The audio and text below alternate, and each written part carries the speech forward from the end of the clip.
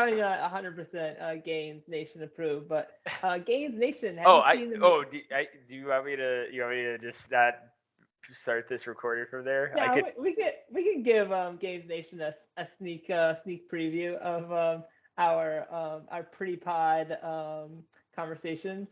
But have you seen that movie with Joseph Gordon-Levitt? And I'll just say, and his obsession with his MacBook, and he does a certain thing every time, Oh, yeah. I think I've seen it. That's an old movie, right? That was that's an old one, yeah. like 10 or 15 years old, right?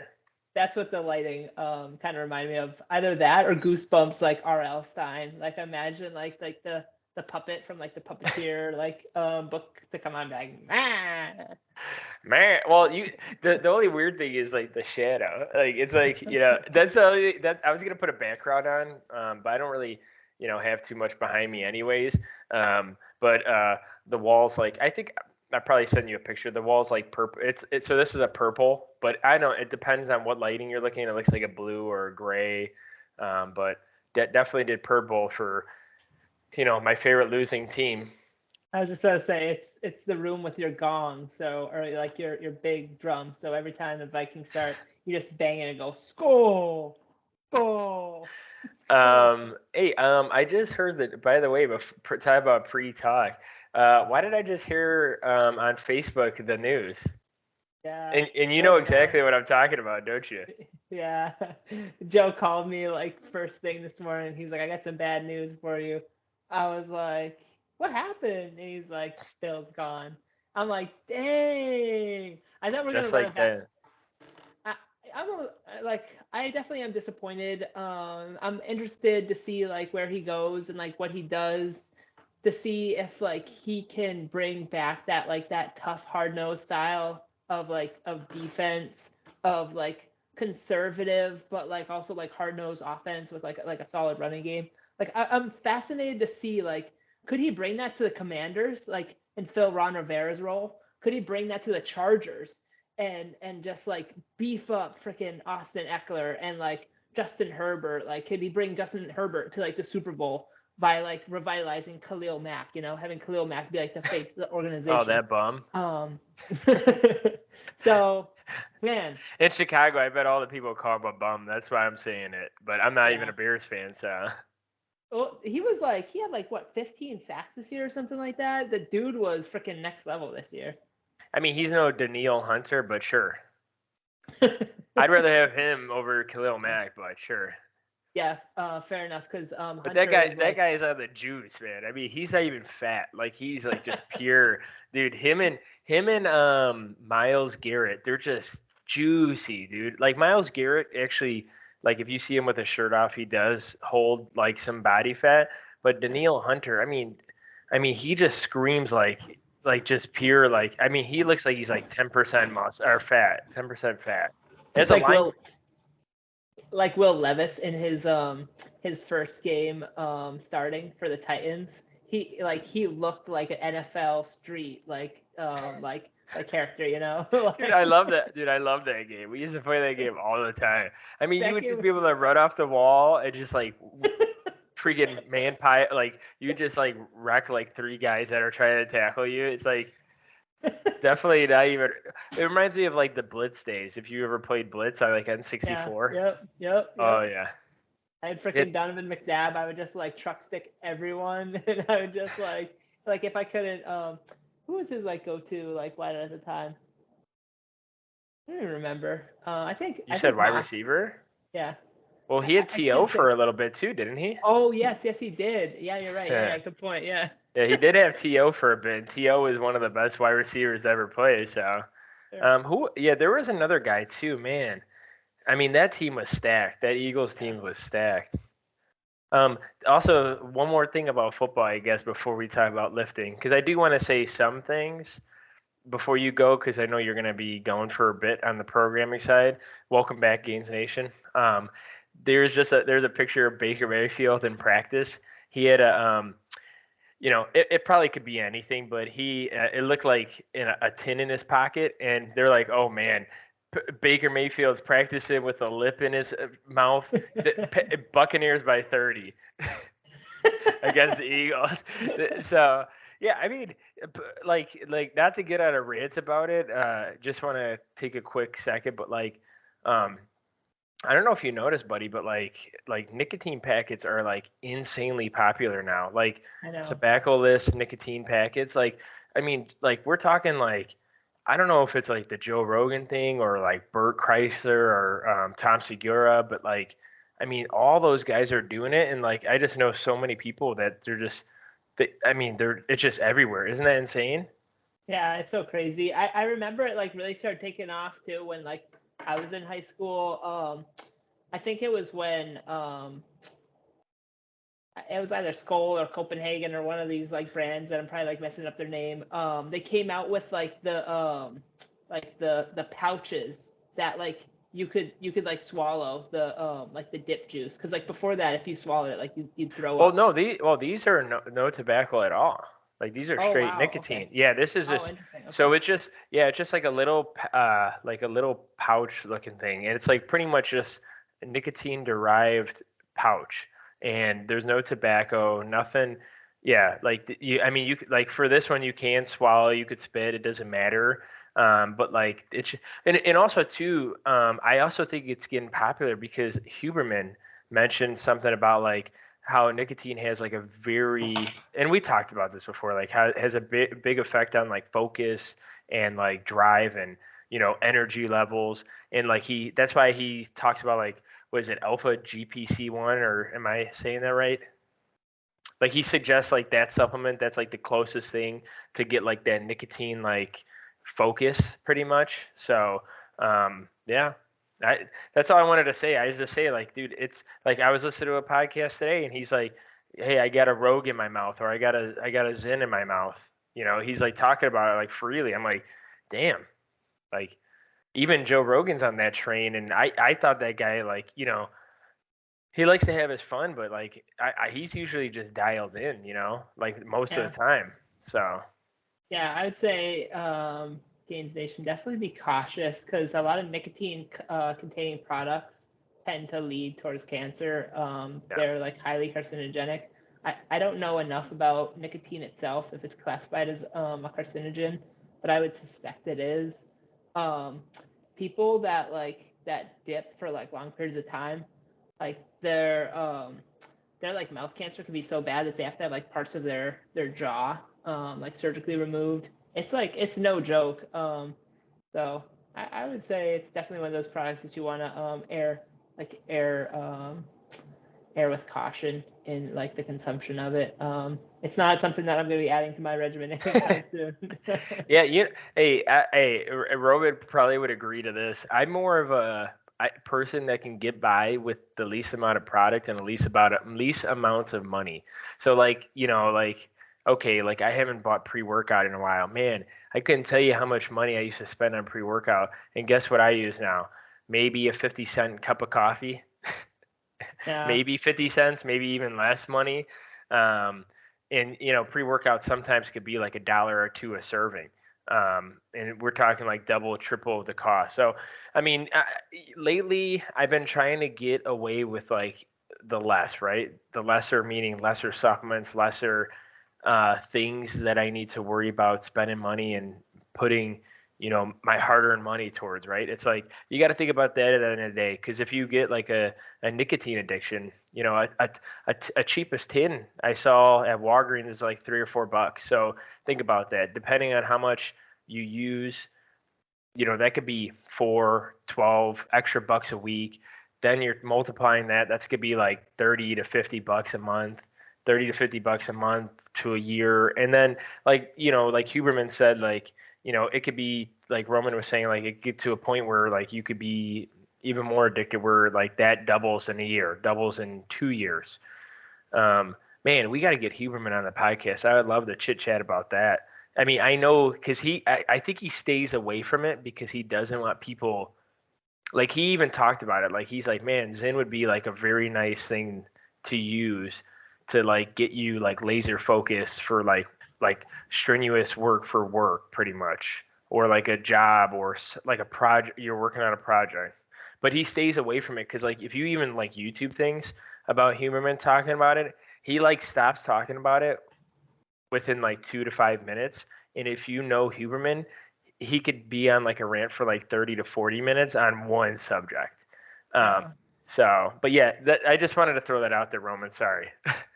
And because it's such an addictive substance, the like if you try to like wean yourself off because you're like, oh, I learned about all these like, that it's like, class 1A like carcinogen. I'm just making that up, but like you get the point. You will most likely suffer from like withdrawal symptoms. Like you'll get the shakes, like sweats, like potentially like diarrhea. It could be like dry Ooh. mouth. Yeah, like so. I like that. I like that one. You're gonna be worshiping the throne with your booty. King of the castle. King of the castle. You gotta be keeping it warm for your family members. Let's just keep it. Let's just put it that way. You're gonna be a like an auto seat warmer.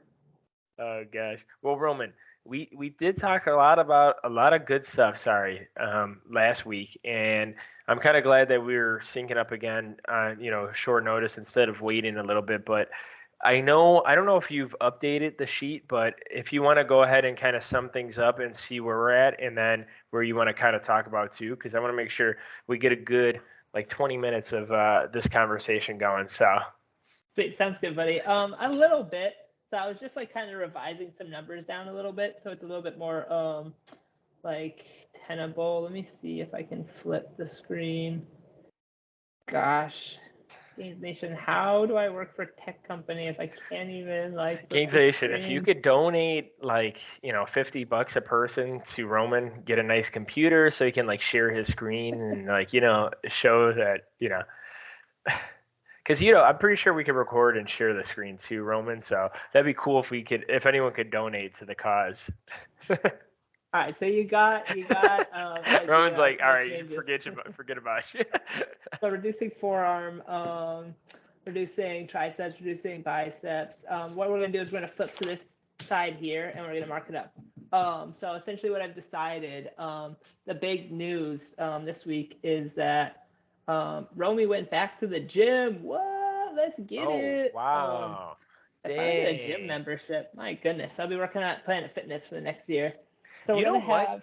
Real quickly, I used to work at Planet Fitness in the beginning where it was like crap and everything was like a bunch of crap. I went to work out with Nick Bravo, the one guy, the actor and model that was on our Gainz podcast. I went to work out with him. My gosh, they updated that place. Like, holy cow. It's actually like a gym now where you can actually make really good gains. I mean, I was making some gains before with like the little amounts that they had, but my gosh. But go ahead. Sorry. It's not bad. If you're really strong, or you like to squat, barbell squat, it's not a gym for you. But if you're a bodybuilder, you can make it work for sure. Like it goes up to 70 pounds for dumbbells, so it's pretty light. Like I'm not trying to be like, oh, it's pretty light. Like it actually is like pretty light. Like once you've like if you're a male that's like 180 pounds, and like about average or maybe slightly above average strength, I'm below that, but I'd say like I'm probably slightly above average strength. If I were to run like one like 3-month program of just doing like the dumbbell barbell dumbbell bench press, I'd probably get up to like 70 by 16, 17, 18 reps for my top set. So like you can only run that for so long before you start getting into like these rep ranges where it's like, all right, well now I have to do something else. So what do you do in that situation if like it's the cheapest like gym in town? It's $340 for the year, so it ends up being $28.33 per month. And then I will almost exclusively always go with either my brother or my partner. So that essentially makes it $14 per person per month. Like there's not many places that you can go and do that. So that was one of the reasons like finances cost was like a huge reason for doing that. Oh my goodness, my one of my dogs is like right at my feet right now, and he laid off the stinkiest bomb I've ever smelled. Like all like 13 or 14 years of whatever he's eaten, just like fermented and just came out all at once. I'm doing my best, Gainz Nation, not to just gag right now. That is horrible, Fido. I can't believe that. Dog is so funny, man. That's hilarious. Oh my goodness. And then we're gonna put day 7 down here as an off day. All right, so all I'm doing is I create a little matrix.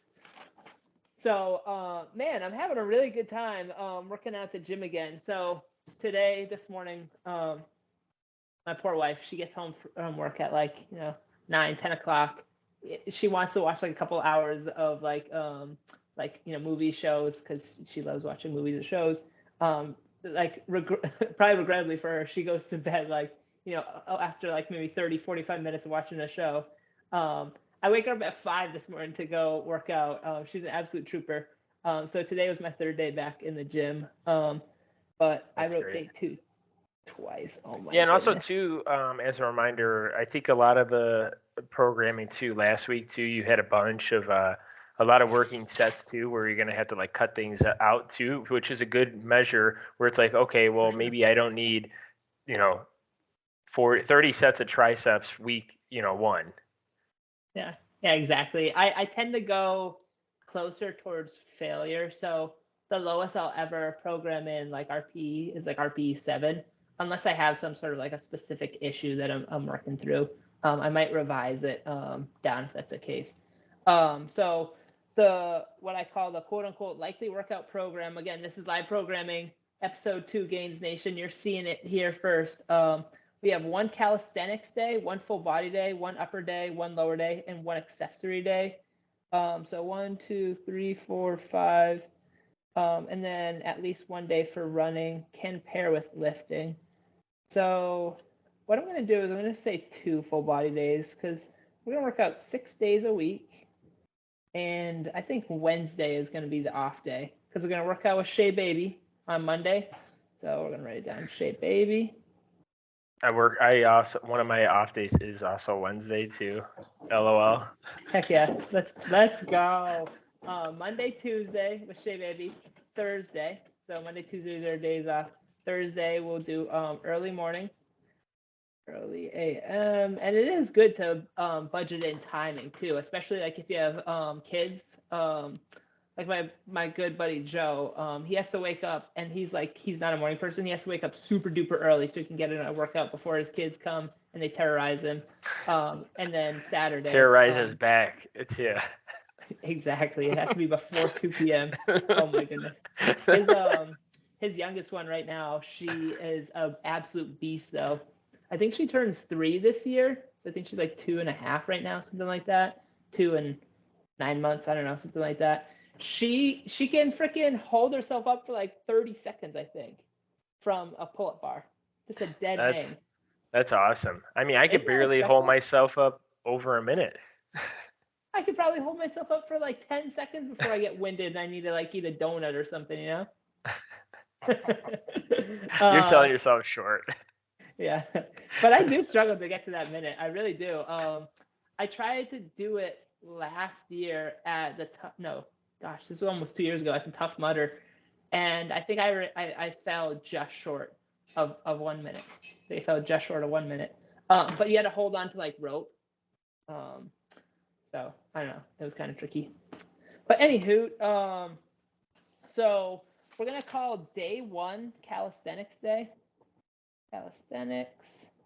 The sets are gonna be. We're gonna give a set range. Set range.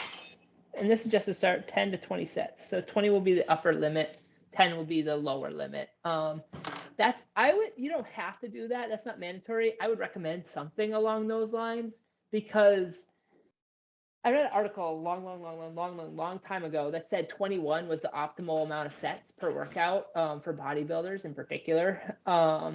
It was essentially based off of like time investment, probably some sort of early form of what like Dr. Mike Israetel would call maximum recoverable volume, and like just like practical like industry knowledge. So I've always kept that 21 set like in mind, to be quite honest with you. So whenever I've jumped above that, like the most I've probably ever done in a workout, other than like, just messing around with like buddies and stuff like that, but like that I programmed in was probably 30 sets. And that becomes incredibly burdensome, because as you progress towards like the end of your mesocycle, so like let's say like week 10, 11, 12, like right before you hit like a deload, for example, you're going to be getting like really strong in those lifts. And then to be able to hit the numbers you want so that you can continue to progress, like your breaks go from like 3 minutes to 4 minutes to 5 minutes, and ends up being like a 3+ hour workout. Not a lot of people have that kind of time. So a set range is important to keep yourself grounded. So we're putting the calisthenics on day 1. We'll do, I would say we should probably do like a upper on day 2. And then day 3, that would be full body. And we'll say day 4, lower. Then we'll say full body. Then we'll say accessory. I think that seems to make sense to me. Would you change that up at all, Antoine? No, I think you're getting a good mix of things, especially when you're doing those obstacle races too, because you want to keep that in mind, because you want to make sure, yeah, because you got upper calisthenics, upper, lower, full body twice. Exactly. I'm just putting 10 to 20 on each block. Okay, so here's how this looks, Gainz Nation. I don't know if you even care. But it's probably all blurry. Dang it. It's only catching your hand. We'll send it to you later, Gainz Nation. I'll post it on Instagram. Alrighty. So we also want to pair running on one of those days, and we'll increase running, and we can always drop off accessories. It's important to be flexible with your programming. So I probably wouldn't actually. Calisthenics. I would do running on either. So option 1 would be with the calisthenics day. I'm going to say run on calisthenics day. Yep, because we're followed by upper than lower, right? And or for accessories, I'd say optional run. So it could be on either day. So we're trying to fit in multiple things. I'm mostly training for obstacle course racing, but my my passion in lifting pretty much has always been bodybuilding. And because of like some of the limitations I have with my injury, I really can't do any powerlifting, unfortunately. And I wouldn't do any Olympic lifting, which I was starting to get into a little bit in Chicago, but I wouldn't do it because of the rapid change of direction and like the perceived increase in injury risk to myself. So it effectively means that my my movements are going to be geared primarily towards like body weight type exercises. So that's why the calisthenics day is really important. Or I'm going to do like moderate to high rep range for like dumbbell and barbell exercises, for example. Yeah, and like the running too. Like how he's mentioning, like it could be like either of these days. A lot of the times when you're doing like a dual athlete training or dual programming, like I would say this would be is dual programming. You also kind of want to figure out like what's the recovery like, so you kind of have to give yourself those like leeways and those like maybe changes in the programming eventually, because the fact that just because Roman does day 1 with the running with calisthenics, he might not be okay on day 3. He might feel it a little bit more where he needs to push it to like day 5.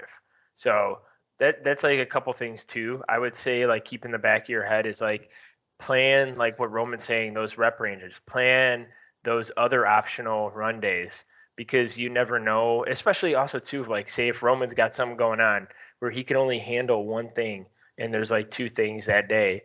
Well, maybe he goes to the second option or maybe even the third option. Like also when I was doing my marathon training, I worked out 5 to 6 days a week.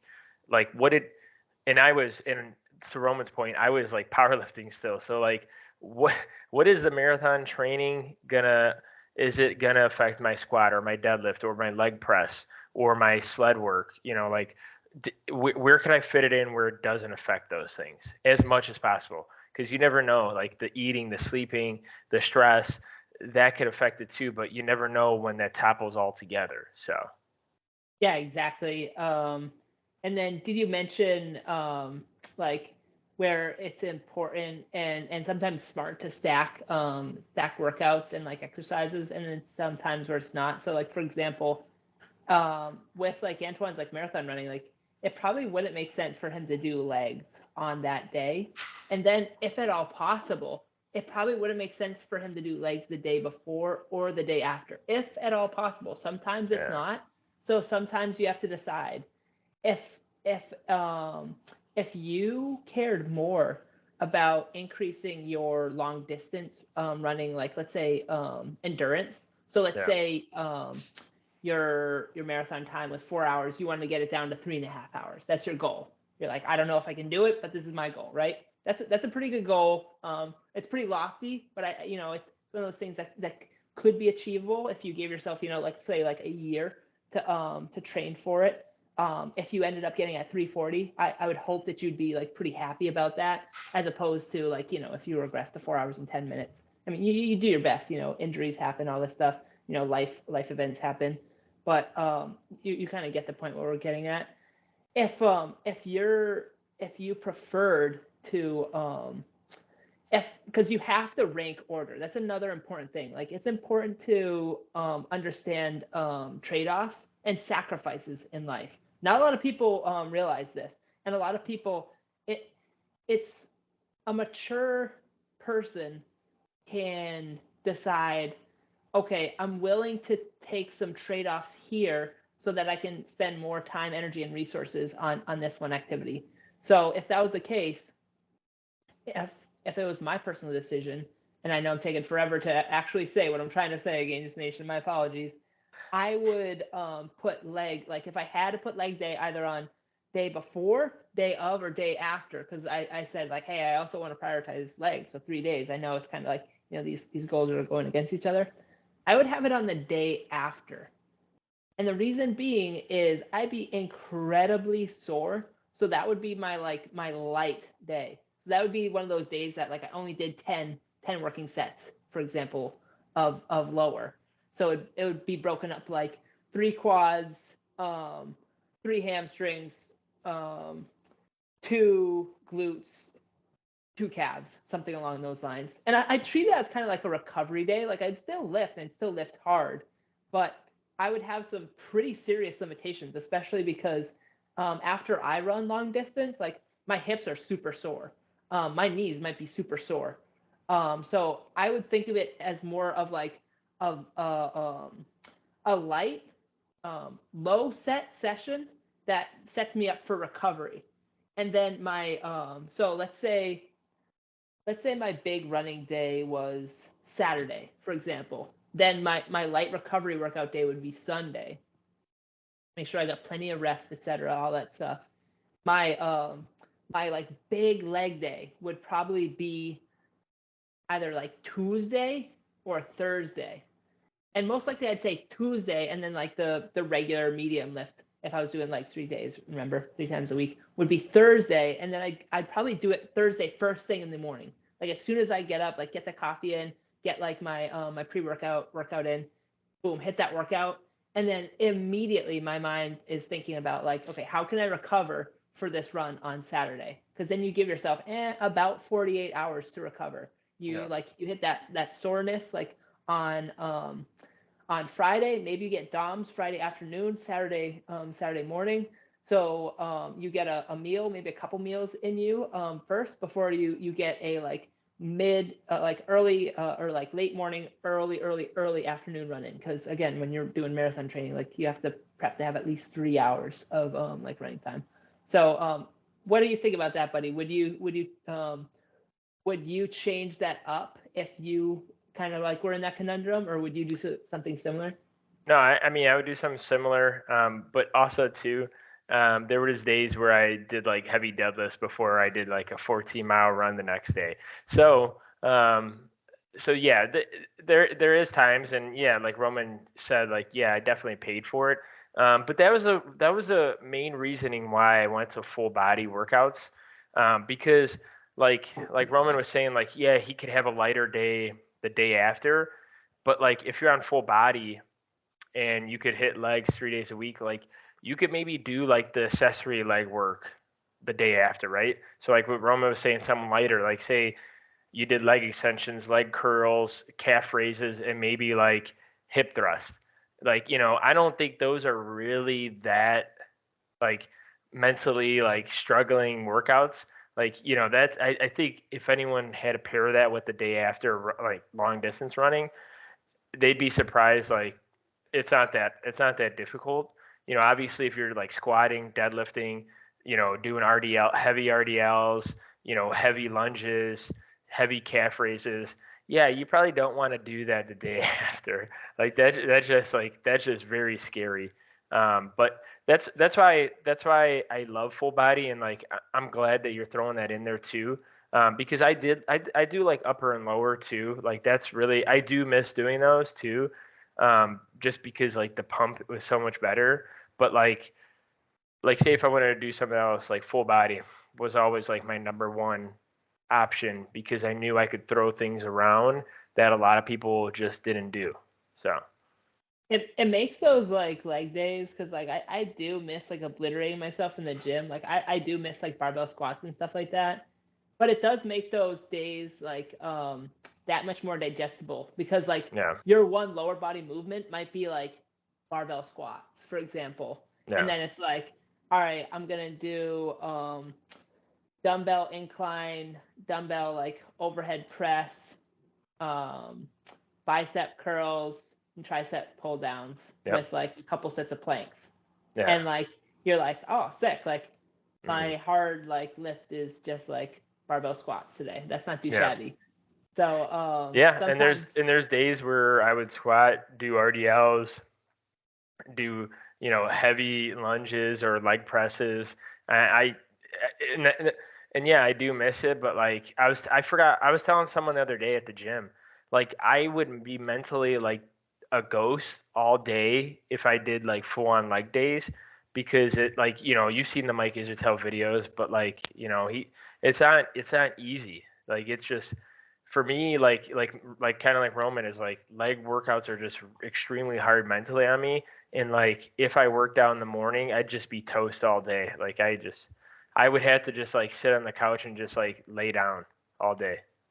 yeah, 100%. I would definitely be more like cautious and guarded about like barbell squats, but I'd still like really push it. Yeah. But like I'd feel like pretty tanked by the end of that, and then like I might do like like hack squats afterwards, and like the hack squat machines that I'd hit in Chicago, like I would go to failure like often. So I would just like have to crawl out, and I would just like sit on the hack squat machine like dejected for like 7 minutes before I could like get myself to get up and like do another set. So people would be like, "Hey, bro, you all right?" I'm like, "Yeah, yeah, I'm Yeah. good. Just rested for my next set." So yeah, full body can definitely like provide some psychological benefits where you're like, all right, cool. I'm not going to destroy myself today, so I can still be a human being after I work out. Yeah. But yeah, we're like 4 or 5 minutes over, buddy. Yeah, um, pretty usual. Thanks for tuning in, guys. If you do want to see more of this, let us know. Roman said he's gonna post it, so good luck to you, Roman. I'm glad that you're back in the gym, and thank you guys for tuning in, supporting. Please subscribe, like, and let us know any feedback you want to see in the future. We'll see you on the next one. Peace.